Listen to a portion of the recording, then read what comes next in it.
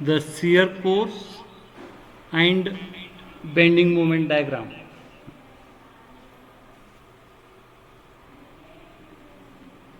It is very important throughout your career. You cannot neglect the shear force and bending moment anywhere.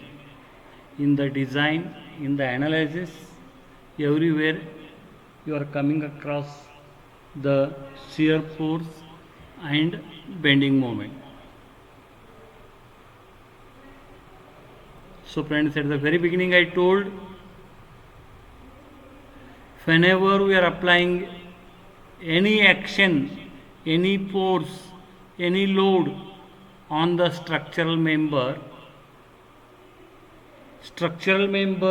will undergo the deformation. As a result of deformation, the internal resistive forces are developed in the member to oppose the external deformations. In different type of members, we will come across the different internal resistances in the member. Already I told, resistive forces are the self-adjusting forces coming in the structural member to keep the member in equilibrium. Based on what type of force you are applying on the member, the nature of the resistive forces will be different. I am repeating, if at all you want to know the resistance anywhere in the member, best way is cut the member at that particular section and put the effect of the separated member in the form of the reactive forces. Along with the external forces and the reactive forces, you apply the equations of equilibrium to the member, you will get the internal resistances in the member. So, simple way means the whole strength of material or structural analysis, whatever it may be. First thing is, we should know what are the internal resistances in the member. To know the internal resistance, the best way is to cut the member there. Throw one of the part out. Effect of the thrown part are to be kept in the form of the reactive forces on the part under consideration, and apply the equations of equilibrium.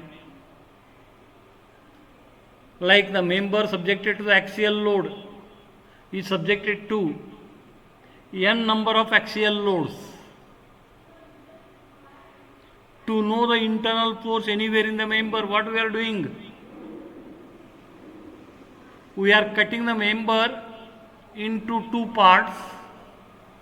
One of the part we are throwing out, and separated part effect we are putting in the form of the reactive force. Then we are applying the equations of equilibrium to the part under consideration, and we are getting the unknown forces, and we came to know that the unknown forces are in the form of the axial forces. Now we are going for one more structural member, and we are studying what type of internal forces are developed in that particular structural member, and based on the disturbance created on that particular structural member, we are naming them. Yes, friends.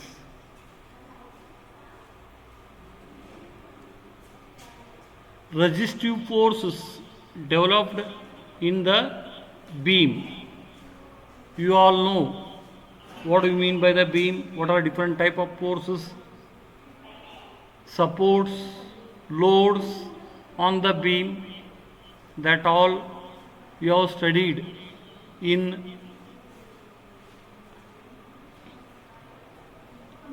the first year applied mechanics.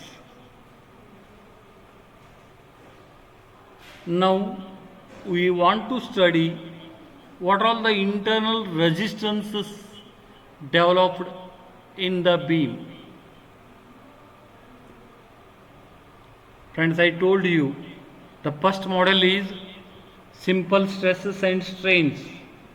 Though the name of the model is very simple, but examination point of view, it is very complicated. Lot many problems are coming there.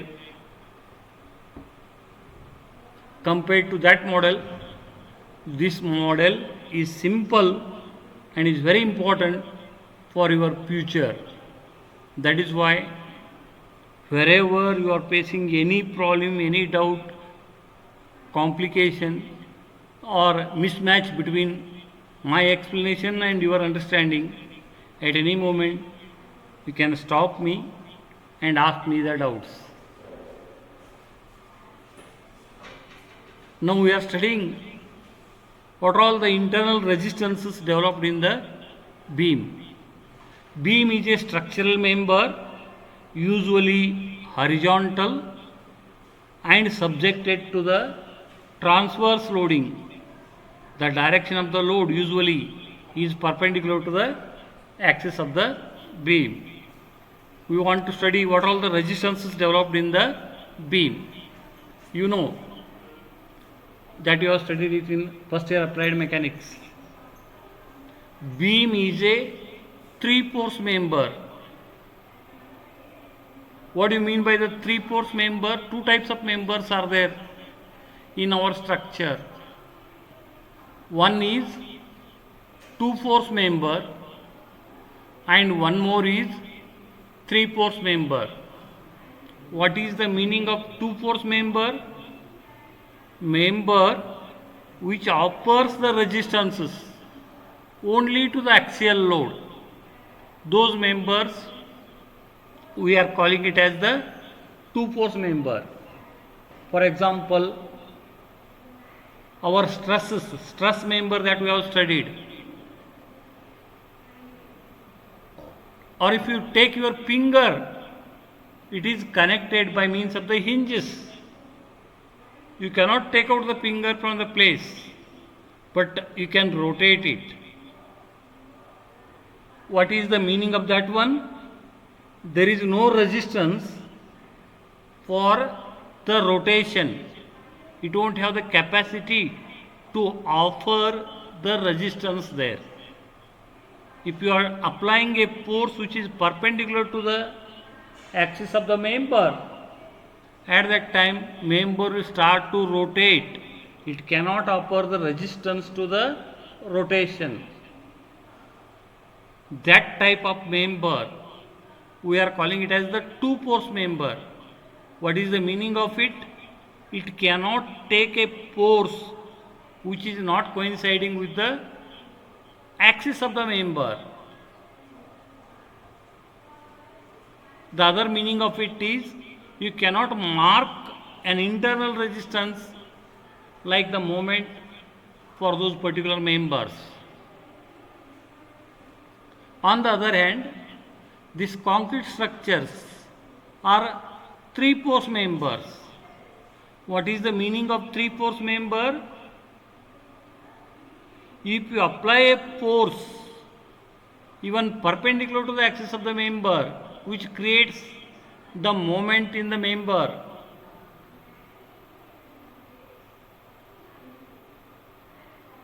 it will not rotate. It will not rotate. What is the meaning of it? It offers the resistance to the rotation. It has got the capacity to develop the resistance to the rotation. Such type of members are known as the three-force members. One more example I can give you is, say the door is hinge connected. Hinge when comes, it cannot offer the resistance to the turning effect. The moment will be zero there. Like we say, the space cannot offer the resistance to the gravitational force. Means if I am keeping a stone in space, I cannot mark the reaction on it. What is the reason, you know? Because the space cannot resist the gravitational force. The same body, if I am putting on the table, then I mark the reaction on it. What is the reason? The table is applying a restraining force on it. It is applying, other word for it is, it has got the capacity to offer the restraining force. A nut bolt connected member is a two force member.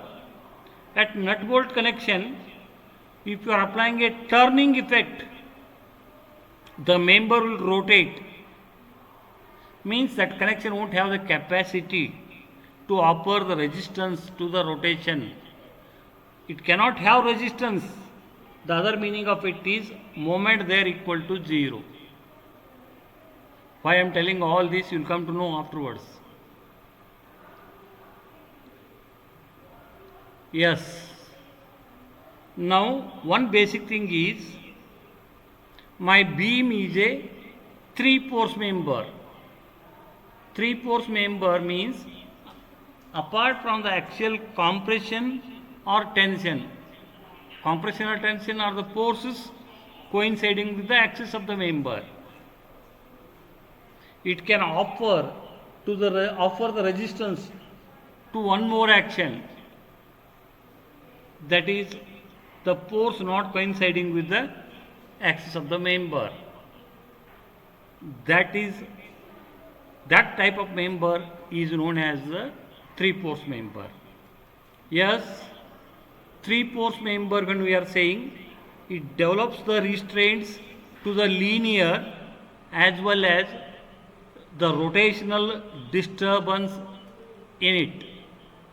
Rotational disturbance, whichever member develops, that we are calling it as the three force.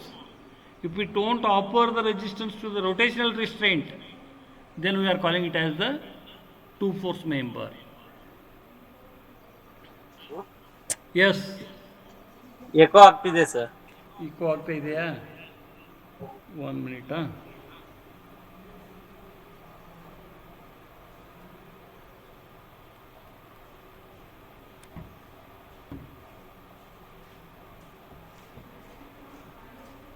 ಇದು mute ಮಾಡ್ಬೋದು ರೀ. Mute ಇಲ್ಲ, ಇದು mic ಅಂತೂ ಇಲ್ರಿ. Eco ಆಗ್ತಾ ಇದೆಯಾ ಅಂದರೆ ಮೈಕ್ ಚಲೋ ಐತಿಲ್ಲ ಈಗ ನೋಡಿ. ಅಲ್ಲ, ಬಟ್ ಇದ್ರಲ್ಲಿ ಸೌಂಡ್ ಬರೋದಲ್ರಿ ಇಲ್ಲಿ. ಇಲ್ಲ ಸರ್, ಹಾಂ, ಈಗ ಮಾತಾಡಿ ಕೇಳಿಸ್ತಿರ್ಬೋದು. ಇಲ್ಲ, ಅಟ್ಟ ಐತ್ರಿ ಅದು ನೋಡ್ರಿ. ಈಗ ಆಗ್ತಾ ಇದೆಯಾ ಈಗ? ಹಲೋ, ಹಾಂ, ಯಾ ಫ್ರೆಂಡ್, ಇಕೋ ಆಗ್ತಾ ಇದೆ ಏನ್ರಿ ಈಗ? ಇಲ್ವಲ್ಲ ಸರ್, ಇಲ್ಲ ಸರ್, ನಾರ್ಮಲ್. ಓಕೆ, ಅದನ್ನು ಪೂರ್ತಿ ಸೌಂಡ್ ಜೀರೋ ಮಾಡಿಬಿಡ್ರಿ ವಾಲ್ಯೂಮ್. ನನಗೆ ಸ್ಕ್ರೀನ್ ಚಾಲೂ ಇದೆಯೋ ಅಷ್ಟೇ ನೋಡ್ತೀನಿ ಅಷ್ಟೇ.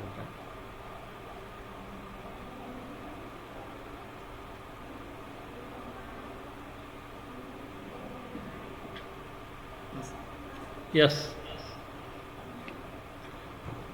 Screen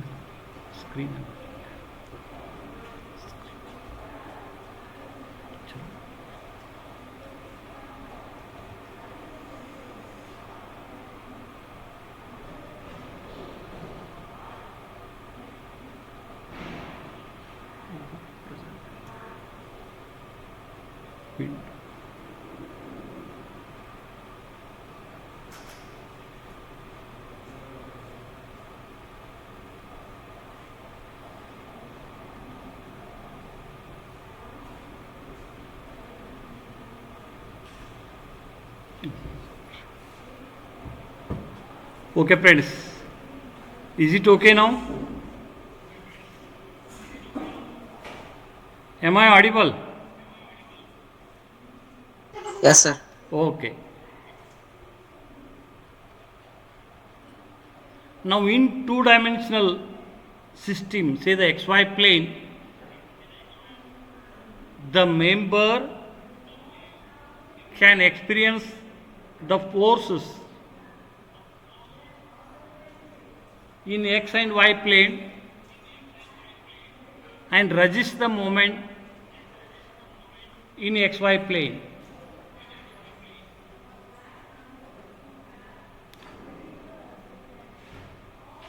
Now consider the simple example. Say the beam. This is the simple beam, simplest beam. Say simply supported beam subjected to a concentrated load of 600 kilonewton at an eccentricity. I want to know at any point what are the internal resistances developed in the member. Internal resistance is a self-adjusting force. In whatever you are disturbing, same amount of internal resistance is coming in the member. ಈಗ eco ಆಗ್ತಾ ಇದೆಯಾ? Hello, eco ಆಗ್ತಾ ಇದೆಯೇನ್ರಿ ಈಗ? ಇಲ್ರಿ sir, normal ಐತ್ರಿ. Okay. Now we are considering this particular beam subjected to 600 kilonewton at an eccentricity, means it is not at the center. When we are applying the loads, the resistances at different locations are different. For example, the resistance of our body at the neck is different, or the legs is different. Can you think over how to calculate these resistances? At the neck level, if you want, you cut the head and put it your head over in your hand. You will come to know what is the resistance that your head is applying on you. At the leg level, if you want, your whole body is to be kept over your hand. You will come to know what is the resistances in the legs. Resistances we cannot see from outside. That is why the strength of material subject is so difficult for us. But simplest way to get the resistance is, wherever you want the resistance, cut the member there. Put the restraining forces on it. Apply the equations of equilibrium. You will come to know. Yes, friends. In this beam, anyhow, you know how to calculate those reactions. I got reactions as 400 kilonewton and 200 kilonewton. That is your first year applied mechanics. Assuming that you know that particular process. Now I want to know, because of that force system, what are the reactive forces developed at, say, the section XX shown in the figure. This is a beam. Only elevation part of the beam we are marking here, not the three-dimensional figure. Yes, the best way to get the resistances at XX is cut the beam at XX so that the beam will become two parts. One part is the left part and one more part is the right part. You throw one of the part out. Whenever you are throwing any part out, its effect is to be marked on the part under consideration. That effect along with the external load, that is called as the free body diagram. Now I am cutting at XX and I am drawing the free body diagram of the left part. How it appears, just see here. This is what the left part. I am cutting at XX. The part has got a tendency to move in the upward direction or downward direction, in vertical direction. in horizontal direction and it has got a tendency to rotate. Yes or not? When it has got those tendencies to hold it in position, some forces are applied by the right part on the left part. Those forces are internal one and those we are calling it as the resistive forces. I don't know what are the natures and magnitudes of them. Simply I am calling as one is V1 in vertical direction. Here I am taking it in upward. It may be in downward, I don't know how it is. But it is in vertical direction, I know. Because any moment in plane can be separated out into two parts. One in vertical and another is horizontal. Like that, one vertical I am considering, that I am calling it as the V1. Other horizontal I am calling, that I am calling it as the H1. And one more is, it is not permitting it to rotate. Yes, because it is 3-pore member. That is why there a restraint is coming, that I am calling it as the M1. Right? 3 restraints are there. Now how to get the value of those 3 restraints? Simple question is, I am cutting that from the right part, but effect of the right part I am putting on it, whether that beam is in equilibrium or not. If I am not putting those reactive forces, the beam will not be in equilibrium. When I am putting the reactive forces on it, the beam will be in equilibrium. Like I am sitting over a table, I am in equilibrium. But when you are marking my pre-body diagram, from the table you are marking a force on me. With that force, I am in position. If you remove that force, means indirectly you are removing the table, I will be down. Right? I am cutting it, I am considering the left part for the calculation. I am going too slow because this chapter being very important for you. If you neglect this part, you can't do anything in SA1, SA2 or even 2 or 3 models of this particular subject. That is why I am going too slow here. Yes, V1, H1 and M1. Now this whole system is in equilibrium. You have got the right to apply the equations of equilibrium. As it is being the non-concurrent force system, 3 equations of equilibrium are there with you. Apply them. Which are those 3? Total of horizontal force is equal to 0. Horizontal force equal to 0. Only one force is there in the horizontal direction, that is H1. I am taking towards the right positive and the left as negative. Therefore, H equal to 0 will give me H1 minus H1 equal to 0. Therefore, I got one number, that is there is no horizontal reaction for this loading in the beam. Now you go for the next equation.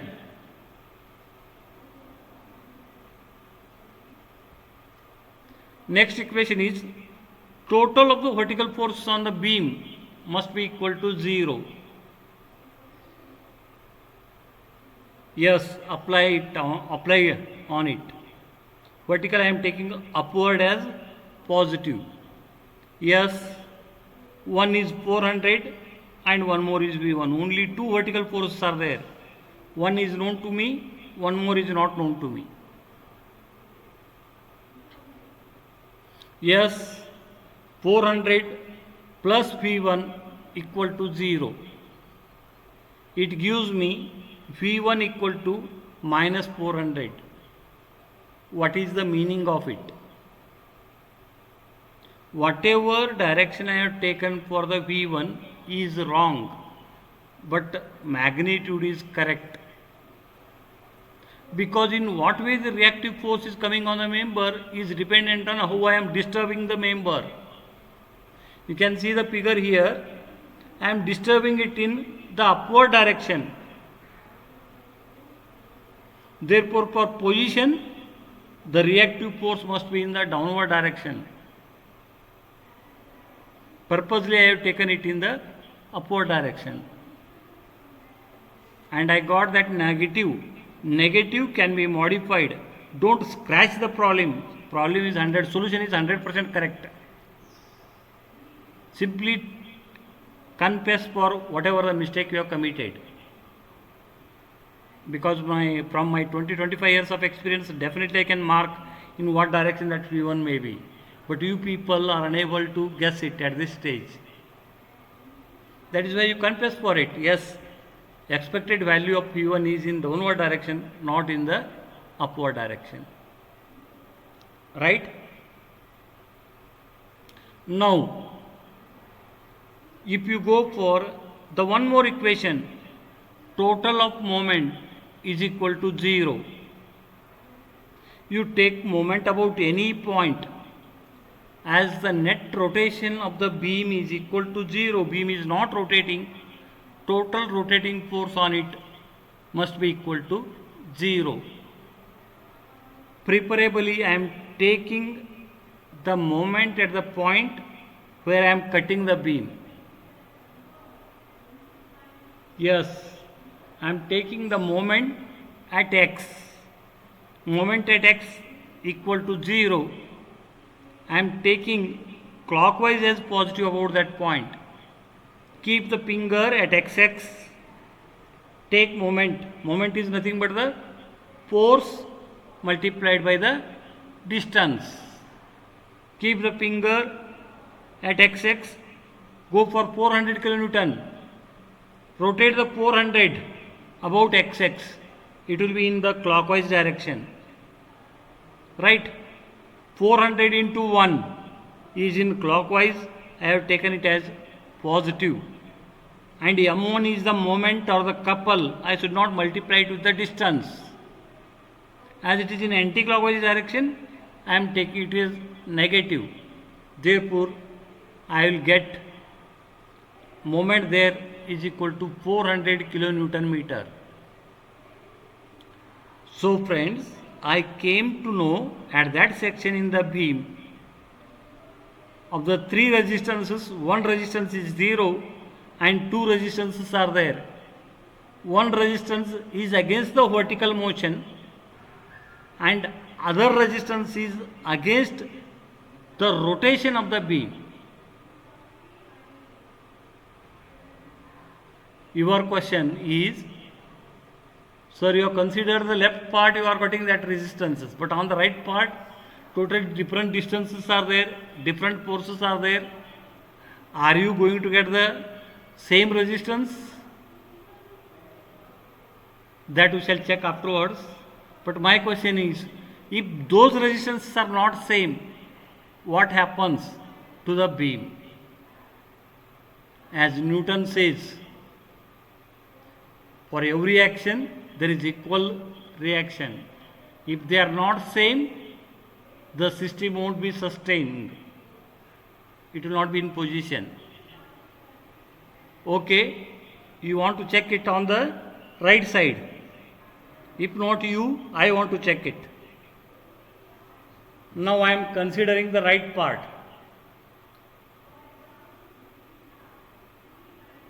I am marking the forces on the right part. I am calling again them as V1, H1 and M1. These may not be same as that particular V1, H1 and M1. But when I join both, total must be equal to 0. That joint to be in equilibrium. Otherwise, the system will not be in equilibrium. Forget about that one. Is it clear? whatever the diagram I am drawing now, how I got it. I am cutting it axis. I am marking all the forces on it. One is 200 kilonewton, one more is 600 kilonewton. As I am cutting it at x-axis, as it is being the 3-force member, I am marking the 3 forces there. One is vertical, other is horizontal, one more is rotation.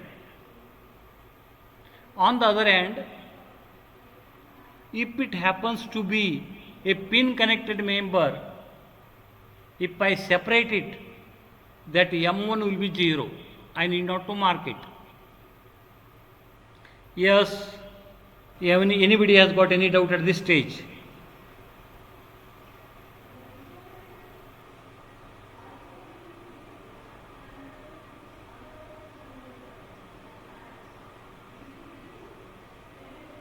Yes, I'll go ahead.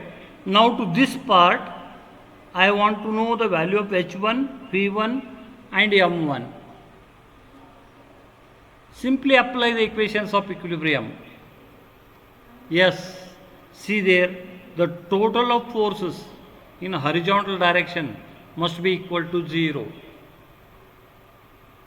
Only one force is there in the horizontal direction, and I want total equal to 0, means that 1 must be equal to 0, means there is no horizontal force here.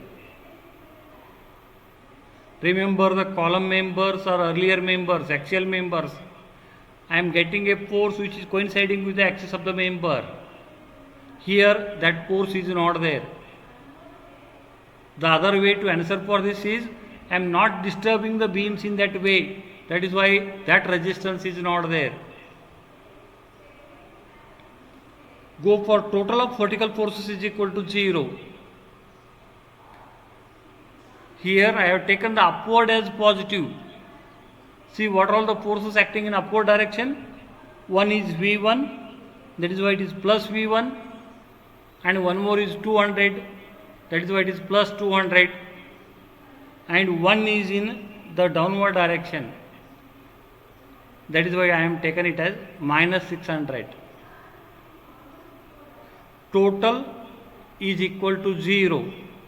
If you solve it, I will get the value of V1 is equal to 400 kilonewton.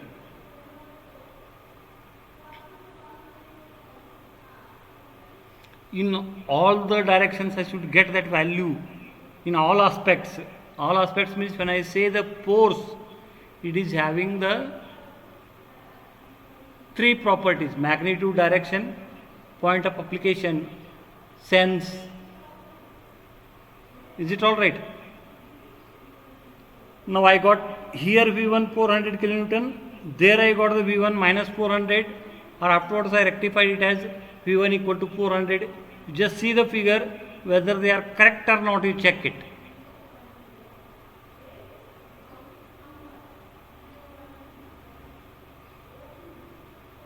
Yes, the third unknown. What is the moment there? I want to check it. For that, you keep the finger at the cut section and take the moment of all the forces about that point.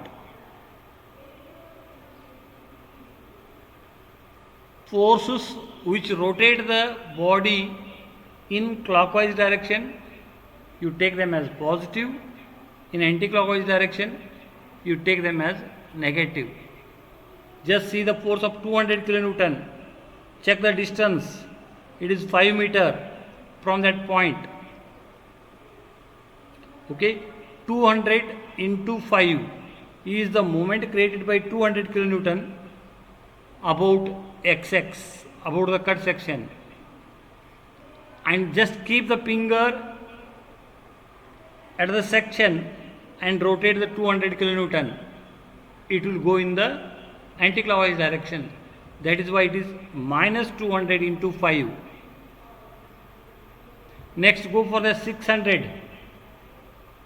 600 into 1 is the distance.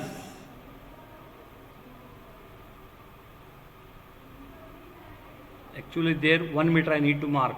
that section XX is 1 meter from A. Therefore, that 600 distance will become 1 meter. 600 into 1 is in clockwise direction. Therefore, it will become plus 600, and M1 is also in clockwise direction. It will become plus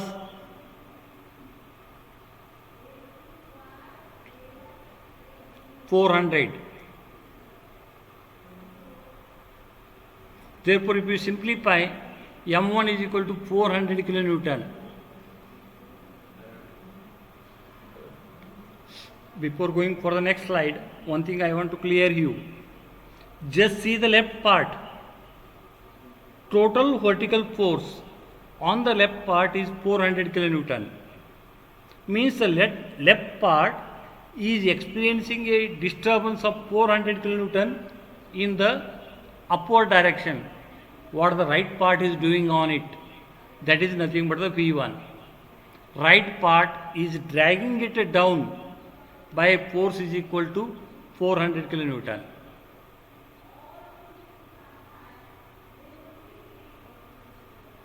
If you go for the right part, see the total forces on it in vertical direction. 600 plus 200 is 400 is in downward direction. Now see the direction of V1. Left part is trying to move in downward direction. At that point, by a force is equal to 400 kilonewton is the meaning of it. The left part is applying the force on it in upward direction to keep it in position is the meaning of it.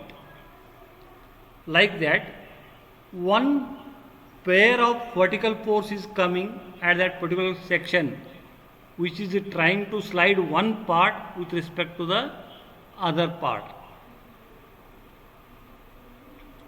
One more pair of turning effect or the couple is coming there, that I am calling it as M1 and M1. See this M1, what it is doing on the left part, the right part is trying to rotate in the clockwise direction. It is stopping it with the help of the left part. Is the meaning of it. Yes. On left part, 400 kilonewton is nothing but the total vertical force on the left part. On the right part, this 400 kilonewton is nothing but the net vertical force acting on it. Therefore, because of these forces, the member is experiencing an effect like that. One part is trying to move upward or downward with respect to the other part. When you club both, that 400 and 400 will cancel out, and what is the net force at that joint? It is equal to 0. If net is not equal to 0, then the system will not be in equilibrium. Such pair of forces which are trying to slide one part with respect to the other part at that section are known as the shear force at that section. Yes. This pair of vertical forces acting at any section trying to slide one section with respect to the other section is known as the shear force at that section. At that section, why I am using it? Because if I take it somewhere else, it may not be same. In the beam, if I change the location, that value will be different. That is why I must be very careful about defining.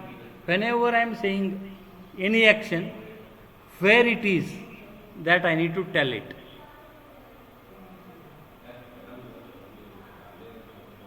Okay, what is the other definition of shear force? Calculation just you see there. When you get that 400, it is the total of the forces in the upward direction, or total of the forces on the right part. Vertical force whatever is there, you take the total of them. When you are taking the total, it should be algebraic one. One direction should be taken positive, other direction should be taken negative. That is why it is unbalanced vertical force at that section. Shear force at any section can be defined as unbalanced vertical force at that section. Or one more definition for it is mathematically algebraic sum of vertical forces on the right part or the left part of the section. If you want the shear force at xx, you just see either the left part or the right part. Take the total of the forces on the left part or total of the forces on the right part. That summation itself is the shear force at any section. Yes, any doubt at this stage or any explanation is to be repeated?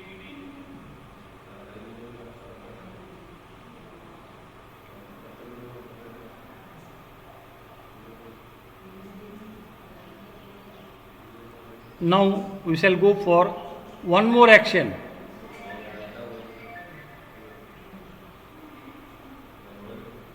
See here, on the section 1, I got a turning effect is equal to 400 kilonewton meter. On the section 2, right part, I got a turning effect is equal to 400 kilonewton.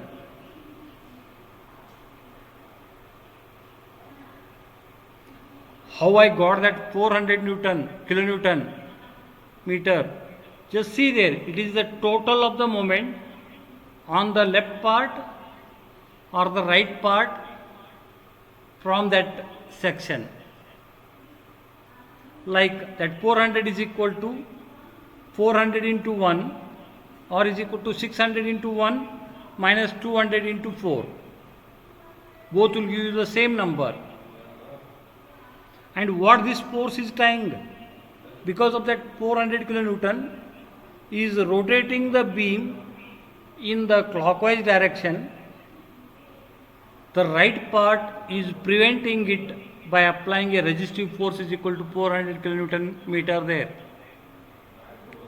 Or if you see the right part has got a tendency to rotate in the anti-clockwise direction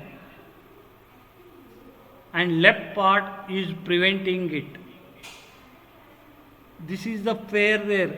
If you are focusing on only one part, it will be in trouble. Like at the neck, if you cut your head and you take out the lower body, then the head will be in trouble. If you attach the lower body with it, it will not be in trouble. When you connect it, net is 0. When you separate it, they will be in problem. This type of action which is developed in the member at any section, trying to turn the member there, trying to rotate the member there, is known as the bending moment. Is creating the moment there is known as the bending moment. Yes.